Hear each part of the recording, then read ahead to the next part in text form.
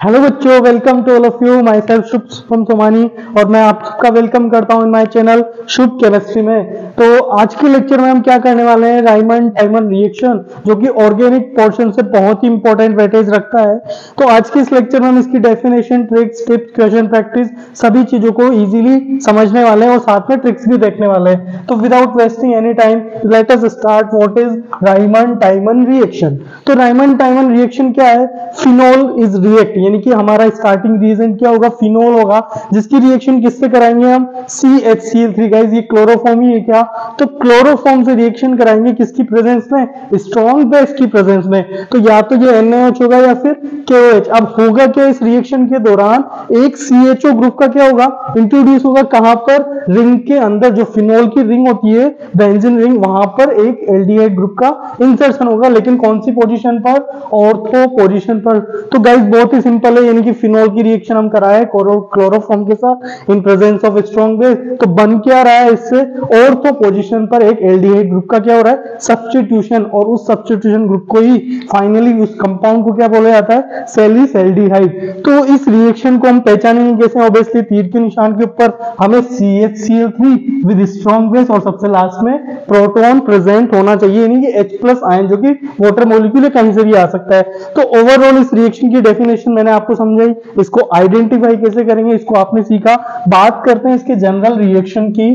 तो रिएक्शन में देखो, स्टार्टिंग में मैंने फिनोल प्रेजेंट लिया, benzene ring with alcoholic group. तो क्या होगा?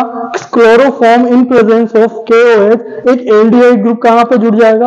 गाइस ऑर्थो पोजीशन पर यहां पर एल्डिहाइड ग्रुप जुड़ चुका है और इसी को कॉमन नेम में क्या कहेंगे? सैलिसैल्डिहाइड। अच्छा, इसका अगर एक्चुअल IUPAC नाम लिखा जाए तो यहां पर नंबरिंग 1 और 2 होगी, तो 2 हाइड्रोक्सी बेंजोइक बेंजल्डिहाइड इसे नाम दिया जाएगा। तो बात करते हैं इस रिएक्शन के की पॉइंट्स की। इस पूरे रिएक्शन में ओवरऑल हमें याद क्या करना है? इसमें इंटरमीडिएट क्या बनेगा गाइस? CCl2, यानी कि इसको क्या बोलते हैं? डाइक्लोरोकार्बिन। बहुत ही अच्छा अटैकिंग स्पीसीज है ये, बहुत ही रेयर प्रेजेंट होता है। इनिशियली हीट रिक्वायर होगी, यानी कि इस रिएक्शन को स्टार्ट करने के लिए क्या प्रेजेंट होना चाहिए? हीट, अदरवाइज रिएक्शन को कैरी करना मुश्किल होगा। बात करते हैं कि ऑर्थो और पैरा हमेशा दो प्रोडक्ट बनते हैं, एक मेजर एक माइनर। लेकिन इस रिएक्शन में क्या होगा? केवल और केवल ऑर्थो पोजीशन वाला ही मेजर होगा। ऐसा क्यों? क्योंकि गाइस ये हाइड्रोजन जो इस कार्बन के साथ है, ऑक्सीजन जो है इसके साथ क्या कर रहा होगा? Hydrogen bonding. और जब भी ऑर्थो पोजीशन पर इस तरह की हाइड्रोजन बॉन्डिंग हो रही हो, तब यही हमारा क्या होता है? मेजर प्रोडक्ट ऑर्थो सब्स्टिट्यूट होता है। अदरवाइज अगर हाइड्रोजन बॉन्डिंग एब्सेंट होती तो हमारा क्या होता? पैरा प्रोडक्ट सब्स्टिट्यूट मेजर होता। तो यहाँ पर गाइस बात रखने वाली चीज है कि फिनोल की रिएक्शन से एल्डिहाइड जो कि ऑर्थो पोजीशन पर सब्स्टिट्यूट होगा। चलिए नेक्स्ट बात करते हैं इसके मैकेनिज्म की। तो मैकेनिज्म देखो, थोड़ी सी लेंथी, थोड़ी सी ट्रिकी, थोड़ी सी टफ हो सकती है, लेकिन आपको मैं स्टेप बाय स्टेप समझाने की पूरी कोशिश करूंगा। तो ध्यान से देखिए। सबसे पहले पार्ट 1 में क्या होगा? डीप्रोटोनेशन होगा। डीप्रोटोनेशन किसका? CHCl3, यानी क्लोरोफॉर्म का हाइड्रोजन क्या होगा? हटेगा। डीप्रोटोनेशन मतलब हाइड्रोजन का रिमूव होना। किसके द्वारा हटेगा? एक स्ट्रॉन्ग बेस के लिए। तो NaOH यहाँ के हाइड्रोजन को चुरा के लेके जाएगा, लेकिन heat is initiate the reaction. तो यहाँ पर क्या हाइड्रोजन चला गया है और CCl2 एक कार्बिन का फॉर्मेशन हुआ। अच्छा, ये फॉर्मेशन, ये जो रिएक्शन है अल्फा एलिमिनेशन रिएक्शन है, इससे अटैकिंग स्पीसीज तैयार हुई हमारी गाइस। क्या बोलते हैं इसको? कार्बिन। अच्छा, साइमल्टेनियसली हम फिनोल के स्ट्रक्चर को समझे तो बेस की प्रेजेंट और हीट प्रेजेंट है। तो यहाँ का जब हाइड्रोजन रिमूव होगा तो इस पर ऑक्सीजन पर क्या नेगेटिव चार्ज जनरेट होगा। अब ये नेगेटिव चार्ज इस बेंजीन रिंग में पाई सिग्मा के साथ कॉन्जुगेशन है। देखो, pi sigma and lone pair. तो ये डीलोकलाइज होकर यहां पर आना चाहेगा क्या? बिल्कुल आएगा। इसी तरह ये अगेन नेगेटिव चार्ज का पाई सिग्मा लोन पेयर यहां पर आएगा, बिल्कुल आएगा। इसी तरह यहां पर जो आया ये फाइनली कहां चला जाएगा? एस ऑर्थो पोजीशन पर। गाइस यहां पर क्वेश्चन आता है कि जब ये चार्ज ऑक्सीजन पे था तो ये कार्बन पे क्यों आया? क्योंकि न्यूक्लियोफिलिसिटी ऑर्डर बात करें तो कार्बन के ऊपर नेगेटिव एंड ऑक्सीजन के ऊपर नेगेटिव। कहां की न्यूक्लियोफिलिसिटी ज्यादा होगी? गाइस कार्बन के ऊपर। इसलिए हम डायरेक्ट फिनोल पे अटैक ना करके उसके ऑर्थो सब्स्टिट्यूट पर ही अटैक हो पाएगा, क्योंकि न्यूक्लियोफिलिसिटी ऑर्डर कुछ इस तरह की है। तो गाइस मैंने आपको क्या समझाया? पार्ट 1 में डीप्रोटोनेशन एंड फिनोक्साइड आयन के दो स्ट्रक्चर समझाए। नेक्स्ट स्लाइड में बात करते हैं हमारा फिनोक्साइड आयन से इस तरह का स्ट्रक्चर है और कार्बिन पार्ट फर्स्ट पे, ये दोनों हमारी रिएजेंट तैयार हो गए। ये एज ए इलेक्ट्रोफाइल हो गया और ये एज ए न्यूक्लियोफाइल साइट हो चुकी है। तो कार्बन को इलेक्ट्रॉन की कमी हो चुकी है, ये अप्रोच करेगा कार्बन नेगेटिव को, तो इन बीच के बीच में क्या होगा, बॉन्ड बन जाएगा। गाइस देखो यहाँ पे इन दोनों के बीच में बॉन्ड बन चुका है, साथ में यहाँ क्या प्रेजेंट है, हाइड्रोजन भी प्रेजेंट है। देखो टोटल ओवरऑल रिंग क्या एरोमेटिक थी, बाद में एरोमेटिसिटी क्या हो गई, लूज हो गई। तो ये बहुत ही जो है स्लो स्टेप होगा। और गाइस स्लो स्टेप ही हमारा क्या होता है, RDS होता है, यानी रिएक्शन का बहुत टफ प्रोसेस होगा जिसे RDS नाम से जाना जाएगा। अब देखो बहुत ही कमाल की चीज हो रही है यहाँ पे, हाइड्रोजन को अपने इलेक्ट्रॉन यहाँ पर इस कार्बन को लूज करके बाहर निकलना पड़ता है ताकि इस बॉन्ड का पोलराइजेशन इस पर नेगेटिव और इस पर पॉजिटिव। अब ये पॉजिटिव और जो हाइड्रोजन इलेक्ट्रॉन छोड़ के गया, ये दोनों आपस में क्या बना लेंगे, बॉन्ड बना लेंगे, ताकि इसकी एरोमेटिसिटी रिंग की वापस गेन हो सके। और ऑक्सीजन पर नेगेटिव चार्ज आ गया, ये कार्बन किसके साथ जुड़ चुका है, इसके साथ जुड़ चुका है। तो ये हाइड्रोजन इस कार्बन के साथ जुड़ेगा और यहाँ से ये बॉन्ड क्या होगा, ब्रेक होगा। तो इस तरह ये हाइड्रोजन यहाँ जुड़ चुका है, इस तरह से 2 क्लोरीन। फर्दर बहुत ही सिंपल प्रोसेस है, ऑक्साइड आयन फर्दर इन दोनों क्लोरीन को हटाएंगे और क्या जुड़ जाएंगे, OH जुड़ जाएंगे। तो दोनों क्लोरीन हटाए, दोनों OH। और जब भी एक कार्बन पर 2 हाइड्रोक्सी ग्रुप होते हैं तो वह क्या, वाटर मॉलिक्यूल एलिमिनेट होता है। तो वाटर मॉलिक्यूल एलिमिनेट होने से यहाँ से क्या, पाई बॉन्ड बन जाएगा और ये इस तरह से एल्डिहाइड ग्रुप को रिप्रेजेंट करेगा। साइमल्टेनियसली प्रोटोनेशन होने से इस ऑक्सीजन नेगेटिव पे क्या गेन करेगा, H+। तो आई होप ये मैकेनिज्म आपको समझ में आई होगी, बहुत ही इंपॉर्टेंट पोर्शन है, कई बार बोर्ड वगैरह में पूछी जाएगी है।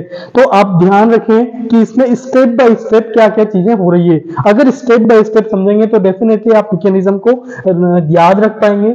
बात करते हैं इसके छोटा सा पोर्शन कार्बिन का है। जनरली क्या होता है, कार्बोकेटायन और कार्बो एनायन बनते हैं, लेकिन कार्बिन बहुत ही कम केसेस में बनता है। तो इसके बारे में थोड़ी सी डिटेल नॉलेज हम पढ़ते हैं कि ये एक हाईली रिएक्टिव है ना, इलेक्ट्रॉन डेफिशिएंट स्पीसीज है, पैरा मैग्नेटिक इसका नेचर होता है और उसके पास क्या होते हैं, 2 अनशेयर्ड इलेक्ट्रॉन होते हैं। अच्छा, ये कितने टाइप का होता है, ये 2 टाइप का होता है, फर्स्ट सिंगलेट एंड ट्रिपलेट। अब सिंगलेट क्यों बोला, देखो एक कार्बन जिसके 2 बॉन्ड बने हुए हैं है ना, ये इसका वैकेंट ऑर्बिटल, एक कार्बन 2 बॉन्ड और ये वैकेंट ऑर्बिटल। अब देखो इनको स्पिन की वजह से एक को सिंगलेट और ट्रिपलेट बोला है। अगर इन दोनों इलेक्ट्रॉन का मैं टोटल स्पिन निकालूं तो ये +½ और ये -½ के 0 हो जाएगा क्या, तो 0 हो गया। S मतलब मैंने स्पिन 0 आ गया, उसमें +1 जोड़ा तो ये 1 वैल्यू इसकी क्या आ रही है, 1 वैल्यू, इसलिए इसका क्या नाम दे दिया, सिंगलेट। इसके लिए निकालता हूं, देखो अगर ये +½ है तो ये भी +½ होगा, क्योंकि मुझे मोड लेना है तो साइन की कोई जरूरत नहीं है। हाफ और हाफ 1 हो गया क्या, तो 2 × 1 2 + 1 3 हो गया क्या, तो इसकी वैल्यू 3 आने की वजह से इसको क्या नाम दिया, ट्रिपलेट। तो गाइस क्लियर है, ये सिंगलेट कार्बन क्यों बोला, ये ट्रिपलेट कार्बन क्यों बोला, क्योंकि इनके स्पिन की वैल्यू इस तरह से थी। अच्छा, इनका प्रिपरेशन क्या होता है, अल्फा एलिमिनेशन, जो कि इस रिएक्शन में हमने ही पढ़ा। इसके अलावा ये डाईएजो कंपाउंड्स, जो कंपाउंड्स होते हैं डाईएजो, वहां पे भी कार्बन का फॉर्मेशन होता है। तो ये आपके एमाइंस चैप्टर से रिलेटेड पढ़ेंगे और ये अल्फा एलिमिनेशन हमने रायमंड टाइमन रिएक्शन में इसको समझने की कोशिश की। तो गाइस क्लियर है क्या मेरी बातें, मैंने स्टार्टिंग में आपको डेफिनेशन समझाया, फिर इसकी है ना जो आइडेंटिफिकेशन कैसे करते हैं। मैकेनिज्म पोर्शन थोड़ा सा ट्रिकी है, आप उसको रिवाइज करें, डेफिनेटली समझ में आएगा।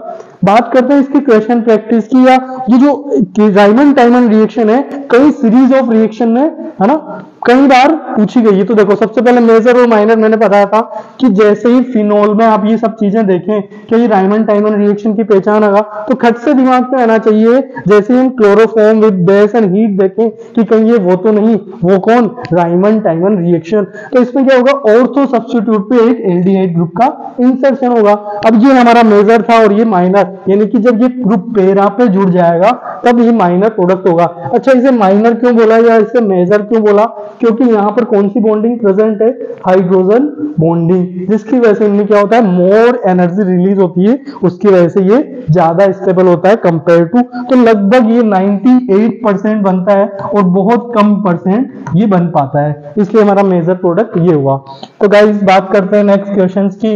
तो एडिशनल कन्वर्जन बहुत ही इंपॉर्टेंट चीज, देखो ऑर्गेनिक में सीरीज ऑफ क्वेश्चन आते हैं, ये ए से बी का बनना, बी से सी या सी से डी। तो इस तरह के क्वेश्चंस में जनरली रायमंड टाइमन रिएक्शन का यूज कैसे होता है वो मैं आपको इस क्वेश्चन से समझाता हूं। तो स्टार्टिंग में हमने क्या प्रेजेंट किया है, फिनोल। फिनोल को रायमंड टाइमन, अभी हमने अभी हमने पढ़ा कि इसके ऑर्थो पे क्या जुड़ जाएगा, एक एल्डिहाइड ग्रुप जुड़ा। अब जैसे ही जिंक डस्ट आपको दिखे तो ये आपको याद आना चाहिए कि जिंक एल्कोहल क्या करता है, गटक जाता है, तो जिंक एल्कोहल को क्या आएगा, खा जाएगा, तो बचेगा क्या, बेंजल्डिहाइड। तो बहुत ही सीरीज ऑफ रिएक्शन में इसका यूज होता है। अब बेंजल्डिहाइड में अगर कंसेंट्रेट बेस डाल दें तो गाइस ये किसको रिप्रेजेंट कर रहा है, केनिजारो रिएक्शन को। तो केनिजारो में इसका क्या होता है, रिडक्शन अल्कोहल बन गया, साथ में कार्बोक्सिलिक का सोल्ट भी बनता है। तो इस तरह सीरीज ऑफ रिएक्शन में इसका यूज काफी हो सकता है। इसी तरह अगर फिनोल से CHO की जगह अगर हमें COH जोड़ना है तो यूज होगा NaHNCO2। गाइस कमेंट में आप मुझे सब बताएंगे कि ये कौन सी रिएक्शन है जिससे इस तरह का सैलिसिलिक एसिड इसका कॉमन नेम बनता है। नेक्स्ट वीडियो में जरूर डिस्कस करेंगे। बात करते हैं इसके एलिफेटिक से एरोमेटिक कन्वर्जन की ओर। एलिफेटिक यानी स्टार्टिंग में हमारा कंपाउंड क्या था, हाइड्रोकार्बन। एलिफेटिक यानी असाइक्लिक, जिसमें साइक्लिक रिंग नहीं थी, और फाइनली कन्वर्ट किया तो किसमें आ गया, साइक्लिक रिंग। तो इस तरह की रिएक्शन में भी क्या होता है, रायमंड टीमाइन रिएक्शन का काफी यूज होता है। तो बात करते हैं सबसे पहले कैल्शियम कार्बाइड। कैल्शियम कार्बाइड को जैसे ही पानी में डाला क्या बनेगा, एल्काइन बनेगा। और एल्काइन को अगर रेड हॉट कॉपर ट्यूब में डाले तो क्या बनेगा गाइस, बहुत ही इंपॉर्टेंट ऑर्गेनिक केमिस्ट्री की मदर, क्या बोलते हैं इसको, बेंजीन रिंग। तो बेंजीन रिंग में अगर H+H2 करें तो फिनोल बनता है। फिनोल अगर इसे देखा तो ये वही है क्या जो आज हमने पढ़ा है, बिल्कुल वही है कि एल्डिहाइड ग्रुप इसके ऑर्थो पोजीशन पर सब्स्टिट्यूट होगा और ये जिंक एल्कोहल क्या करता है गाइस, गटक जाता है। तो इस तरह प्रोडक्ट आएगा। तो आपने देखा कि Raymond टाइमन reaction mid of the reaction इसमें यूज होगा। तो आप इसे ध्यान रखें कि सभी कन्वर्जन हो रहा हो इसमें एल्डिहाइड ग्रुप आए या फिर फिनोलिक ग्रुप आए, तो एक बार आप इसको माइंड में जरूर रखेंगे। And last slide again guys, thank you so much and don't forget to like, share and subscribe. Thank you very much.